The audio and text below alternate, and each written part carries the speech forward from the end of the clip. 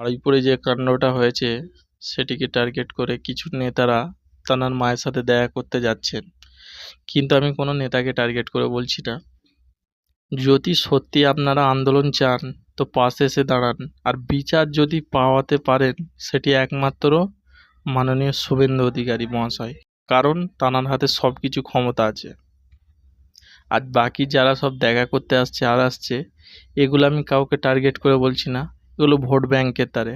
সত্যি যদি পাশে থাকেন কেস করুন, প্রতিবাদ করুন, মুখে দেখা করলে হবে না আমার মতে।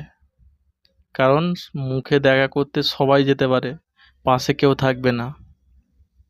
আর যদি বিচার পাওয়াতে পারে সেটি একমাত্র শুভেন্দু অধিকারী, তাছাড়া কেউ পারবে না, কারণ তার হাতে সব ক্ষমতা আছে। যদি বিচার পাওয়াতে পারে তিনিই পারবে, তাছাড়া আর কেউ না।